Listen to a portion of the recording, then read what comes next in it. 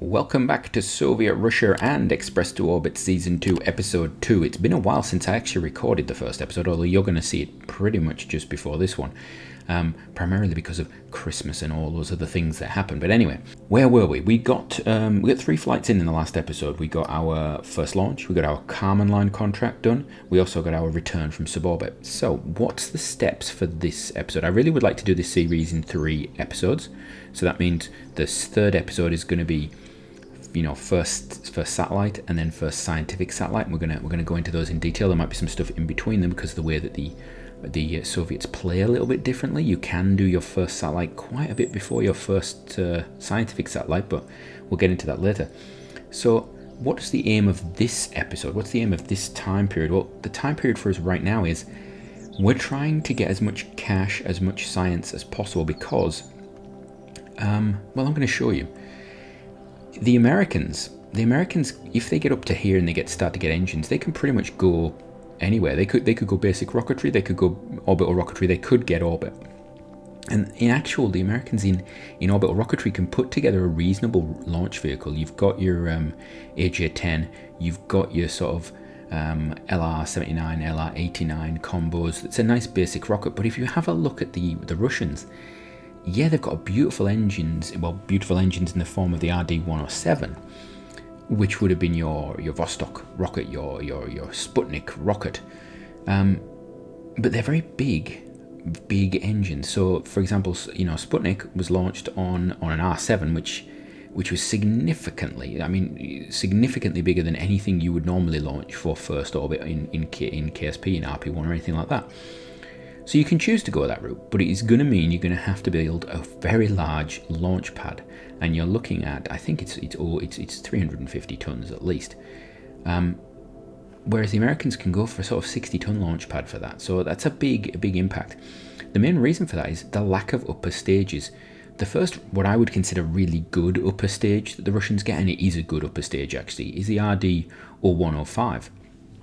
Before that, you're basically looking at using something like the S02E02 or the Scud. And the Scud is, even for an engine at that level, is a bit rubbish. It's the sort of, it is definitely better than our Aerobee equivalent, but it's not brilliant.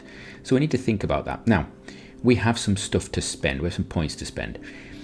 What are we going to spend it on? Well, first of all, we know we've got lift capability to get some payloads up in orbit. We've got good engines. We're going to have to use them because we don't have Aerobees. So we're going to be using big engines. So we might as well send stuff up there. So we're going to get some science first of all, get that out of the way. That gives us 18 points left. You know what? We're going to get this because we need to. Now the interesting thing is, for Russians to get access to their engines, we end up having to get access to integral tanks. But I don't believe the Russians used integral tanks. So we may be a little cheaty by using them. And we're also going to take this node here so we can actually start looking at and planning for this future rocket, because we want to start planning for potentially using an RD-107 or 108 in our rockets. And that is going to take quite a bit of funding because they cost a bit of money. Right, next step. So we've spent our sciencey bits there. Missions. We do have the downrange one. We're going to take it. We're not going to complete it as quickly as we did with the American or the mixed engines or every engine, as it were. Primarily because the Russians don't really have a good sort of Aerobee equivalent. Our Aerobee equivalent right now is not going to help us get to this. A couple of upgrades it might, and with the Scud it might. We could do a 3-stage once we get the Scud to get this, and it's very possible. But right now, we're not going to push it. So we're going to take it, but we're going to sit on the money.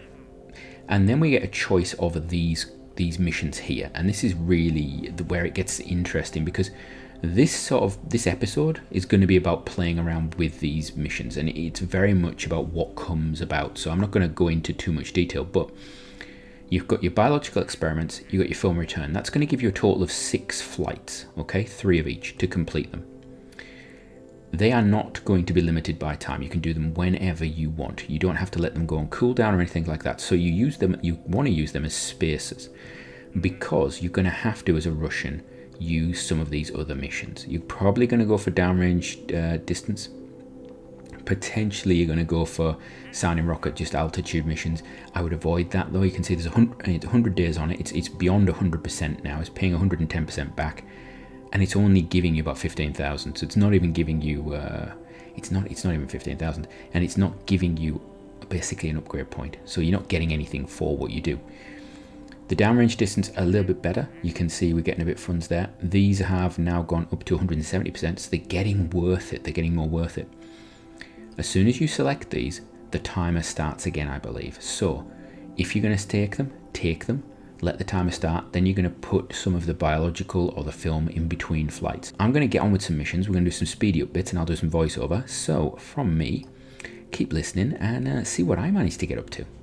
So I've actually come back early because I wanted to show you. I was going to do these speedy up bits, but we've got the Strelka 2 being built so we can do a downrange contract. We've chosen the 360 kilometers downrange with 360 units of sounding payload. But I brought it back just to show you that in the tech here, we actually have a situation whereby we have 2 tech nodes here that are now, they're bleeding edge. They're considered to be, well ahead of time, primarily because if you notice that it's 1956 to 57, and it's a giveaway.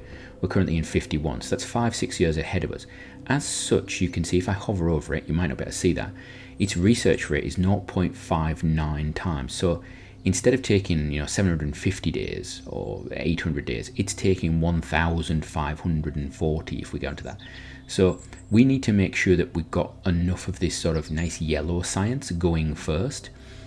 Otherwise, if we get into that, we're actually being not efficient. So if we know exactly what we're going to need to get to our final target, make sure we do the yellow ones first, ideally the green ones if you're actually lagging behind. That would be perfect. So we're going to get on with this craft, launch it. We can spend some money, so let's do that. Let's get some funds going on. Let's take it down to, I don't know. You know what? I know what we're going to do. We're going to take it all the way down to there. I think that should be enough. And then we're going to put all those points, all 6 of them, in R&D. I already had 1 more point, so we're now up to 6 in R&D, which means if I actually have a look at the time, it's taking a big chunk. You can actually see with the big values at the bottom there, we have eaten a big chunk out of that. And with the Russian program, that is really important for you because you know what? You need to get the science going quickly. It tends to be the science that will stop you because you need to get to these higher tech level areas. Right, I'm going to launch this craft and let's get going. Right, so speedy up time, first one of the episode, and the first launch is launch 4 of our series, and this is going to be a sounding rocket downrange contract. We've got to take 360 units, about 360 kilometers downrange. We lose the fins on sort of moving through the lower atmosphere, primarily because we're still using the non-supersonic fins, the standard fins that we have. And then we get an interesting tumble, partly because of the fact that the engine becomes the heaviest part on the craft and the whole thing starts to spin around. But we more than easily make it to where we want to do. You can see when we get to the top of our little arc there, we've got most of the distance done. And we're just hoping to finish that distance on the way down. And the good thing is you can sort of predict your total distance traveled. We're also getting a bit of or checking our science situation and stuff on there. You can see we're gathering a little bit of science data because we're going over new biomes and things like that. And yeah, I think we end up over a grasslands biome if you get enough of an arc on this craft. So we come through the atmosphere, we've done the mission.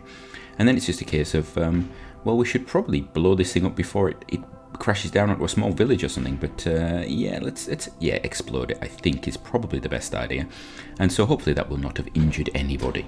And then we come on to our next launch, and this one's a little different. This is launch 5, and this is going to be our first film return mission. We have sent up some sort of film canisters and things in the past. We sent them up with our first, I think it was our Carmen line contract. We sent or our return from suborbit contract. We set them up because they get the science, and again we get that interesting tumble. And here we're going to just release the payload as it flies past, and you can see, if you have watched Series 1, yes, that is the colours from Series 1 because I just stole the top part of the rocket from there. That's right, just stole it. Probably should have recoloured it into our lovely red and yellow colours for this series. Please tell me what you think about the colour scheme. Not so sure about it. Now, as before, we're going to use the avionics, the science avionics unit there, as basically a heat shield, but we don't really need it for this mission. This one in particular, this craft does not get a lot of speed up. You can see here the parts of the rocket flying past us. We are lucky that doesn't hit us actually, because I'm not entirely sure that it would not cause some slight damage. One thing you can notice about this is I have placed the parachute in between the biological and the film canisters. Partly that's probably me being paranoid, and I just don't like having the parachute potentially being the first thing that's going to go through the atmosphere if this thing came through the wrong way. So that's just me being a little bit protective. I also staggered the parachute openings, which is an old thing I used to do, and I've sort of stopped. So there we go. 4th and 5th flight there. We are now on a situation where we have 17 science, so we can come in here, we can have a look and go, oh look, I can afford to get that there, that's wonderful. I can technically start thinking about that, but we can also now get that there. So now we have all of the science requirements for first scientific orbit, and we've got our rocket craft, our engines up to orbital class. We don't have the nice upper stage engines, but we're getting there, and we've got some funds, so we're going to spend that. So let's move on with some more launches. Right, so we are back now with launch 6, and this is it's a little bit harder than launch 4, but it's pretty much the same thing. So we're going up to 140 kilometers at least. We're going across by, or downrange by 350 kilometers. We've got some interesting sound effects in the background that I didn't notice in the first launch, which now end. That must be the engine. And we've got 375 sounding rocket payload, so it's got a little bit more difficult. The big positive of these downrange ones is that because of the time it's taking us to build our craft at the moment, we're actually letting them get up to, in the case of this one, about 167% of funding. So we're actually getting a nice little bonus on there. And that's one thing I would suggest. It's very easy to go, oh, I'll just keep doing these contracts every 90 days or 100 days. But think about the funding you're getting back, the bang for your buck. So here we go again. And yet, just like a mirror of launch 5, we have launch 7, and this is going to be another film return. And as I said before, I try and space my launches out. The film return and the bio return missions, you can do at any point you want. But the sounding rocket ones, they have a cooldown on them. So it really is worth putting these things in amongst each other just to try and maximize your income. I don't know if it's actually more efficient to, and I don't think it is, to actually wait for your sounding rockets to build up to 500 days, because I don't think you get this bigger bang. But I think around 150% is good. Anyway, I digress. So this is film return 2. This has got to go up to 150 kilometers. The previous one only had to go up to 100, but we took it higher. The big thing about this is this one has to go downrange by 400 kilometers, which we manage, but it is quite close, and it does mean that actually we're going to have to make some changes if we want to take this thing to the next film return canister mission, which is number 3. You will notice we've still got our biological sample on board, and that is primarily just because I want to gather the biological science. If I only use the biological contracts, which is 3 of them, I don't have enough time in high orbit and things like that to get all the science. Right, we've had our 7th launch. It was successful. We're now going to move on to our 8th launch, which is going to be another sounding rocket one. This time it's going to be up high sounding rocket, so it's going to be an altitude record aim type thing, 140 kilometers, and we've got to take 160 sounding rocket units. We're actually going to use the Strelka 375 because we were already building it. We're already preparing one. We've got another one. We've just doubled it up to give us another craft for some other stuff. It's a nice flexible craft. The big thing is we have finished our materials science. So we've finished this one here, early materials science, which now means that we can get a better tank, and it also opens up this basic rocketry for us, which is going to be important because we need this S02E02 engine, or the Scud. That's important to us. So we're going to do this launch. We'll get that. You'll notice we're building up funds. Currently I'm spending any upgrade points we get through sort of science and things like that is going into the R&D. We could increase the VAB, but at the moment our VAB rates actually, although we're not producing craft as quickly as we could, it's keeping up with the contracts in a nice way. We could actually produce craft quicker and end up getting less for our contracts. So we're playing around with the contracts a bit. So let's get some more craft launched. Right, so as I actually past future me said, this is our first altitude sounding rocket contract since I think it was launch 2 when we did our Kármán line contract. Or launch 3 it might have been. So this one, the only reason I've taken it primarily was because our other contracts were getting quite hard, and this one was up to 250% because I think it had been a huge number of days, that it was like 400, 500 days. I wouldn't normally let a contract wait for that long before doing it, but with these altitude ones, they're so basic, and our rockets, they don't really fit our rocket type at the moment. They would be good with an Aerobee type rocket, but we don't have that. So this one was basically get to 140 kilometers and have 180 sounding rocket payload on it. And yeah, we're not gonna range safety this one because I'm being cruel, and we're just gonna crash it down onto some villages, I think. Anyway, let's move on to the next one. So the next one is yet another, and this is Launch 9 now. Launch 9 is another one of our downrange contracts, but instead of going for the difficult ones, which give us the biggest money, we've had to go for an intermediate, primarily because this craft is not big enough and powerful enough to complete the difficult ones now. So this requires that we go 340 kilometers downrange, and it requires that we have 425 units of sounding rocket payload, which is not the limit of what this can carry. This can carry about 1,000 in that top compartment, but the downrange distance is quite limiting. This was a nice one because we got 228% reward return on it, which made it worth us going for the intermediate one. Right, so after the launch of our 9th craft, we've just finished our basic rocketry node, and you will notice that in the tech here we now have a piece of research that's got a green dot, because this is actually catching up with things. So we actually get a bonus. We're on 1.16 times rate, so this is actually going to finish quicker. If we were to move this down and wait longer, that time would get less. So potentially, you know, if it's something you don't need straight away, you can actually save a bit of time on it, particularly if you've got other things that are within range. So these here are on one times here. So we'll have a look. Is there anything that we want to do here? Is it, you know, that's early tracking systems. Is there anything else we want to do before that, or can do before that? I don't think there is. I think Edo, unfortunately, is the one that we have to do. Yeah, you see, nothing can go past it. Those actually, the avionics go past it. We could do one of these, but these are actually delayed, so there's no point doing them now. They're currently bleeding edge, so they're going to take us extra time. You can actually see they're 0.81 times. What we're trying to do is actually get those down to close to 1 times. Then we're not actually wasting some of our research power. We're back to about 100,000 funds. Now, I could be dumping that into research points and things like that, but I'm actually going to need it because we now have access to some more parts because of this. We actually have access to the Scud, which we're going to go and buy. That's 15. We also, because we've got the material science, have now got better tanks, so we can actually upgrade some of our tanks. So I'm going to go put together maybe 2 craft.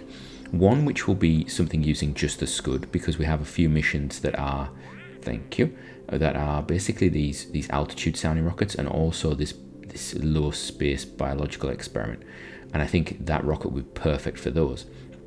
And also because we've still got our outstanding 3,000 kilometers downrange, unlike the sort of unlimited series we did, the series 1 of Express to Orbit.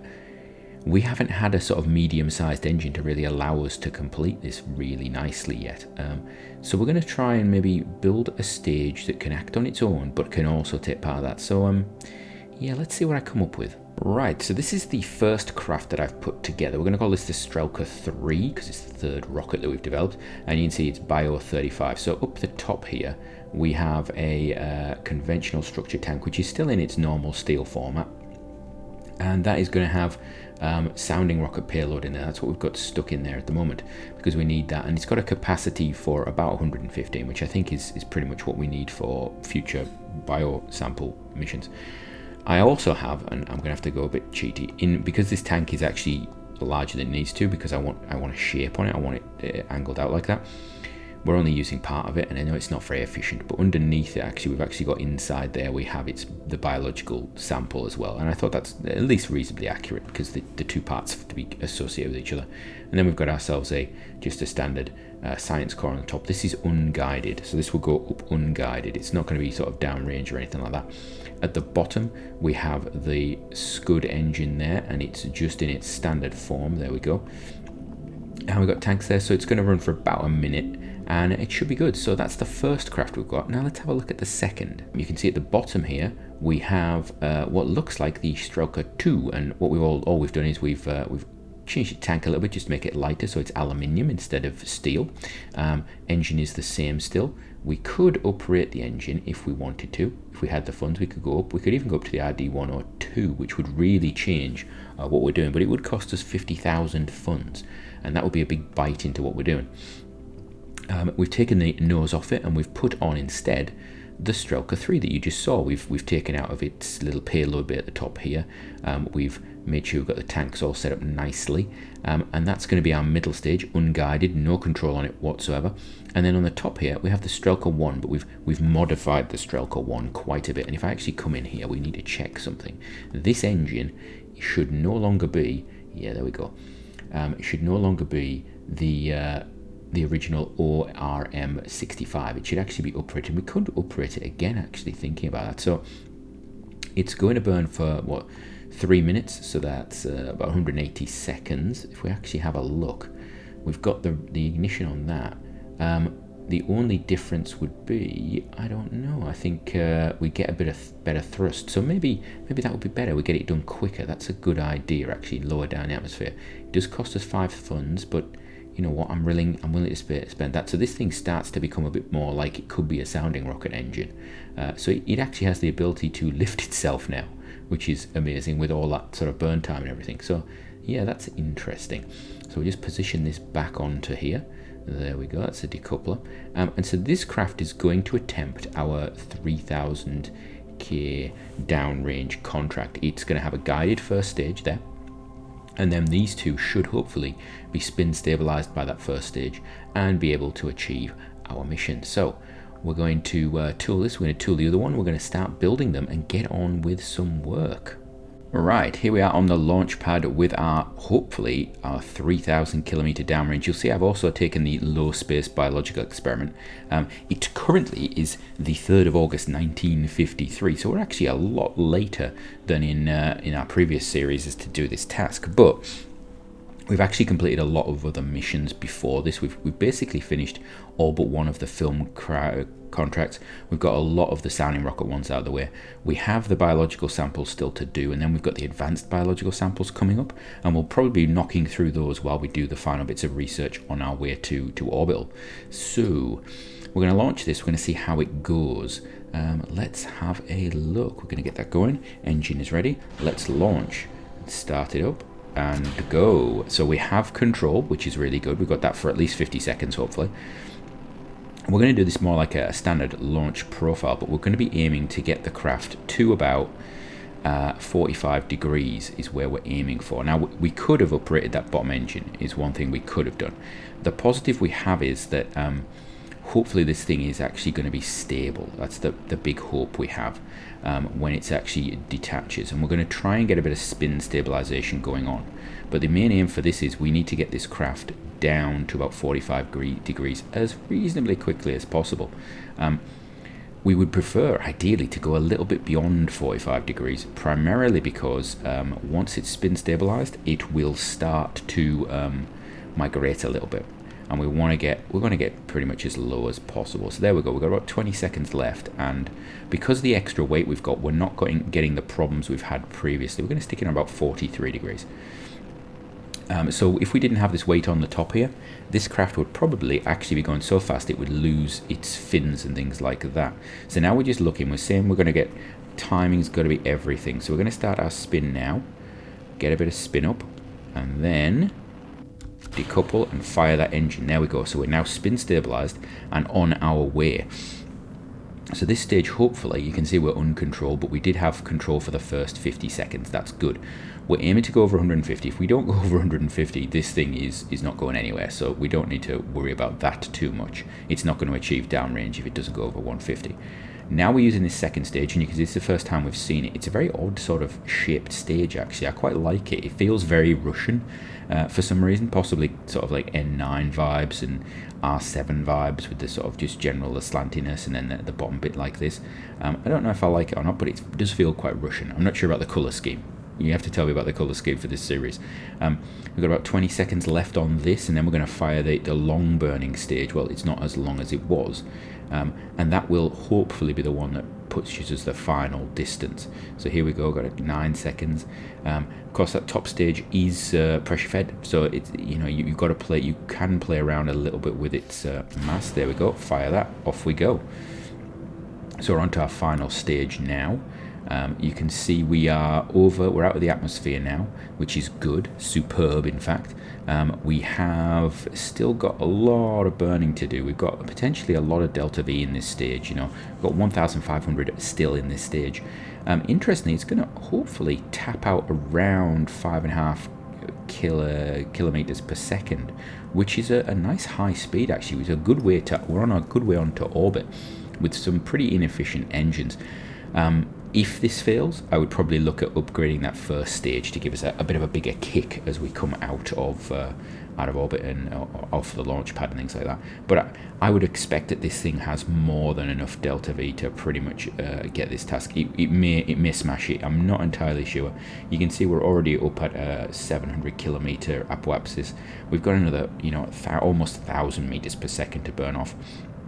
You can see on the nav ball that we have actually done that migration that I was talking about, because we're going across the Earth and the Earth's moving under us. We are actually now pointing slightly off our prograde marker, and we're actually more towards the sort of 50-degree angle.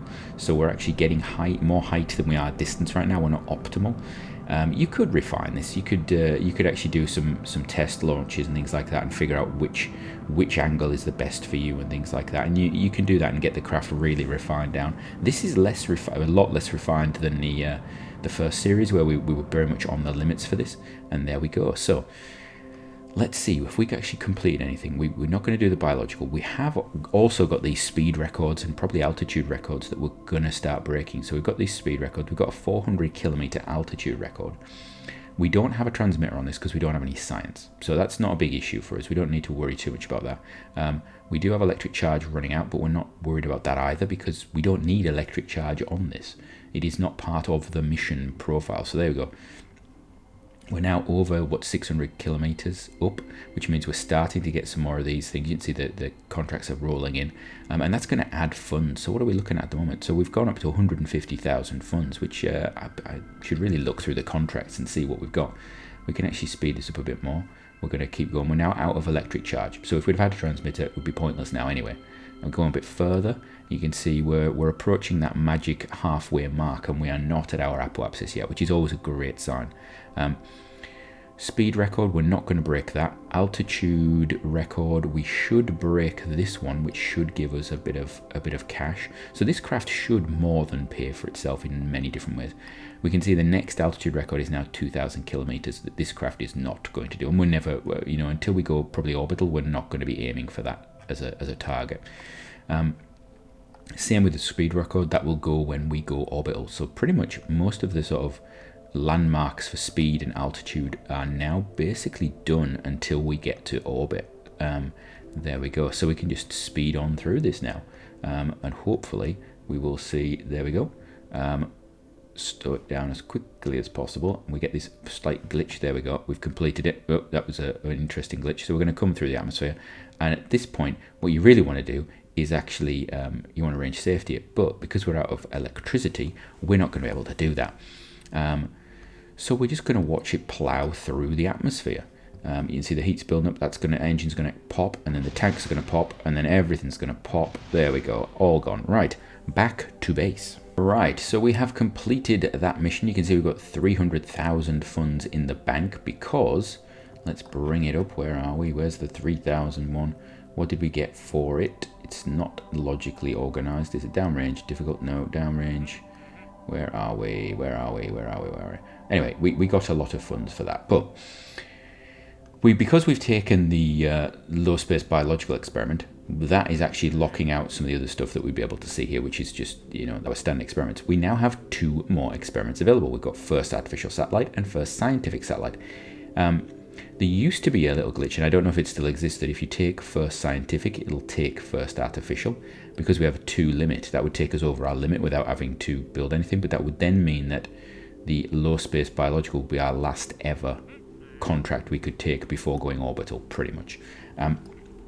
We do not have the tech to go orbital just yet, so we're not going to be able to do that. We could take this now, And I mean, to be fair, thank you very much, we would get a huge advance for that, which would potentially we could just sit on and wait. But we need about 250. I think we need about 250 250k in the bank to basically pay for what's going to probably be our launch vehicle. So we could spend some funds just upgrading mission control. I don't really want to do that. We did that in the last episode. In the last series, we upgraded mission control and it allowed us to do lots of stuff. I'm going to take first artificial satellite. Thank you.